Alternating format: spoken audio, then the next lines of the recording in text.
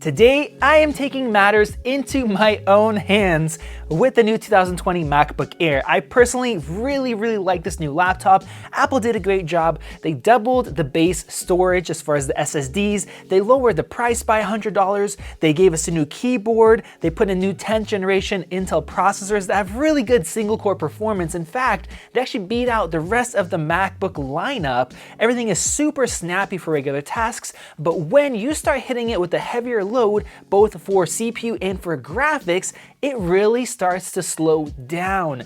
Now that is because Apple still did not put a heat pipe between their cooler and their fan. So today, I will be water cooling this MacBook Air, and I'll be not only testing out this solution, which is not permanent, more like just for fun to see what we get, but also a much easier, simpler solution to see what kind of performance can we actually get, or what could we have gotten if Apple did a better job with this laptop. So let's go ahead and open up this box. Now I'll go ahead and leave a link to the cooler that I'm using down in the video description. It is inexpensive, gets good ratings, and it's very slim over here compared to other ones, which is why I think it's gonna be easier to test it out with this setup here.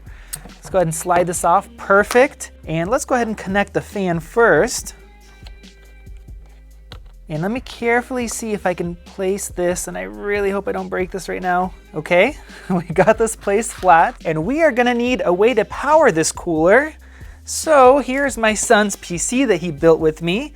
If you guys need a fun video to go watch, if you guys are quarantined, stuck at home, definitely go and check that out. And now let's take off the bottom cover on the MacBook Air. Thankfully, this is easier than the Pros, but you do need a special bit. I can leave a link for you guys to this awesome iFixit toolkit. All right, and here we go. You guys see that little heatsink right there that is not connected to the fan? Why not? Look, there's some room here. This ribbon cable could be lifted or moved. Let's see here. All right, what kind of contact do we get here? Okay, we do have some contact actually. Yeah, not too bad. And now is the time for me to tell you guys, please don't do this at home. Please don't risk your new MacBook Air. This is just for fun. I'm gonna put some thermal solution on here, a little bit of thermal paste. Probably shouldn't be doing this, but it's done. No turning back now. And I put a little bit too much on, so I am using my Apple Card to get some of it off. That's what you get, Apple, for not putting a proper cooling solution in here. Okay, and now for the moment of truth. Okay, why is my heart pounding so much? Is it because I've never done anything, I don't know, either as smart or as dumb as this? Let's go ahead and turn on this PC. Take that off here. How do I do this the right way? I guess there is really no right way to do this. Let's set the MacBook Air on top there. Try to get a decent contact. As I said before, this is definitely not a permanent solution. And it's logging in. Is it really idling at 24 degrees Celsius? We haven't really done anything yet, but that idle is good. Now it is just kind of balancing on that cooler. Okay, well I think that's the best that we're gonna get it. I have to just put a little bit of weight on the laptop to make sure it has good contact. The first question, I guess, is Geekbench 5 multi-core score. Oh, it worked. I didn't see a temperature above, I don't know, 70, 75 degrees. And single core is pretty close. But as far as the multi-core score, we just got an improvement of about 23%, and it's slightly beating out the MacBook Pro now. But of course, this test wasn't the one where it was just horribly sucking at. The one it was horribly sucking at was Cinebench R20. That's where we put a full 100% load on the CPU and also gaming. So let's take this a step further. All right, let's hit CPU right there. And we just hit 3.5 gigahertz, going down a little bit. Temps are going up. Okay, 97 degrees Celsius. Okay, well, now it's going down. Now, that was almost 35 watts of power. I don't think I saw it go that high. And we're running at 58 degrees Celsius. Okay, 62. Typically, literally, as soon as it hit 100, right there, it would stay at 100 the whole time. It would not go down. The only thing that would go down is the wattage and the CPU frequency. So you guys might be able to see we're actually running at 15.5 watts right now, and we typically would be at around 13 or 12. In frequency, it's running at 2.2 gigahertz, where before at this point it would be running at about 1.7 gigahertz. Now look at the temperature right there, guys. 55, 54, 53. It looks like, so the wattage is still going down. We're at 12 watts now, kind of like before. It held the boost longer, but that could be just power savings measures because our fan is running at 0 RPM, it's shut off. Our temperature is basically at idle now. This is kind of what it runs at idle, 50 degrees, where before it'd be running at 100. And we're running at 1.8 gigahertz right now, where previously we'd be running at 1.5. That's kind of where it would stay at, but at 100 degrees with the fans just going crazy. Now I wonder why it's not keeping the boost higher. It has so much thermal headroom to be running much faster. It's just deciding not to. Let me do this. Let me plug in the power, and don't do this at home, please. Let's see if it decides to kick up its wattage. Okay, we see a little spike, just to 13.26.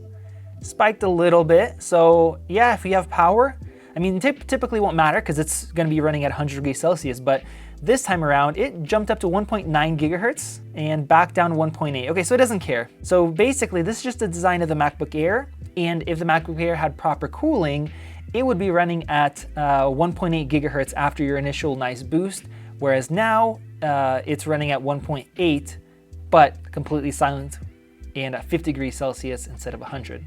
And here's our score, 1,137. So about 20% faster than before. Keep in mind, not only is it 20% faster, it's running at 50 degrees Celsius compared to 100. And in reality, it actually could run at about 2.3 or 2.5 gigahertz instead of 1.8. I think Apple just knew the thing's gonna get too hot and they put in that hard limit because we're only hitting 50 degrees Celsius. There's a lot more room there to turbo boost and run faster. But at least we know that if Apple put in one slim heat pipe, we could get 20% better performance and much cooler temperatures, which is good for long-term reliability and quiet fans, but they did not. Okay, so now let's go ahead and run a gaming test. This is Unigine Heaven using the Extreme preset, and in our last test, it was really kind of underwhelming. Even though the graphics card wasn't too hot, the CPU was running at 100 degrees Celsius, and of course, they're all in one chip, so I'm guessing it had to kind of slow down. So it's gonna be interesting to see how much faster the graphics could run if the CPU isn't hitting 100 degrees Celsius. And so far I've been running for about a minute, and our graphics is at 33 degrees Celsius and our CPU is at 44 degrees Celsius. That is absolutely crazy. Okay, and for some dumb reason, our graphics card usage is only at 71%, 73%. It's not being maxed out like it is with other Macs and other Windows systems. So maybe there's another hard limit as far as the CPU speed, the frequency, what it can run at, because it's not being maxed out and our memory's not maxed out either. All right, there we have it, 10.3 FPS. So that's about a 15% improvement. And once again, the graphics card never went above 75%. I have no idea why, it doesn't make sense. CPU is at 43 degrees Celsius, graphics is at 32. I didn't think it's just touching a heatsink to the bottom of the block or just touching those two would make such a big difference, but I mean, it did. So, okay, well, this has been a crazy experiment. Now let's get rid of this. Let's put the back cover on and try a much more reasonable solution. I set the laptop right on top of that gel pack. Keep in mind, I'm not telling you guys to do this. I really don't know if there's issues with condensation or anything like that. But we'll see what score we get here in Geekbench 5. We're almost done here, and okay, 35-34. So single core still about the same. For single core tasks, this thing is so fast. Multi-core, we went from about 3,200 to 3,900, and now it looks like we split somewhere right in the middle. So yes, putting your laptop on something cold does help out. It does help to keep it cooler, but not as good as actually taking it and water cooling it. And let's finish up with a quick test of Cinebench R20 here. Okay, 3.25 gigahertz right now. Look at that spike. And as soon as we start doing some actual work, 3 gigahertz. This CPU is capable of, staying there, but we are getting some slowdowns. Temps are staying decent now. The whole chassis is actually cold from sitting on this pad for maybe 5 minutes or so. 82 degrees, 83, 84, still at 2.1 gigahertz, all the cores. Now we're heating up, 92 degrees, 93, 94, 90, oh, it's going back down a little bit. It's going back down, that's because our CPU is probably gonna be slowing down here. So we didn't hit 100, we almost hit 100.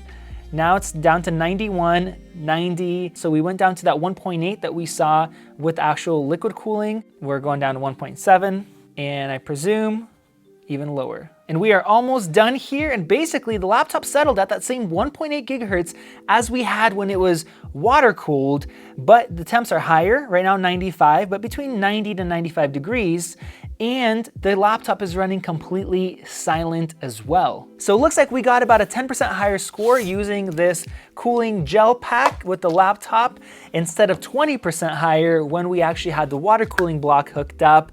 And then we had about 5 to 10 Celsius cooler temperatures, but on top of that, the laptop ran completely silent with this. Now, I probably still wouldn't suggest this, maybe because of condensation, but it definitely makes a difference. And what I learned through all of this is that, one, the laptop wouldn't have gotten that much faster, but it definitely would have given you 15 to 25% better performance, lower temperatures, which is a big deal, especially for long term, and then also quieter fan speeds as well. So you guys let me know your thoughts down in the comment section below. Was this a cool video for you guys to see? Did you get any good insight from it? And click that little circle above if you guys want to see our full review of the MacBook Air. If you want to see this compared to the MacBook Pro in a ton of different tests, we have some great videos for you guys right over there. This has been Max, and I will see you in the next video.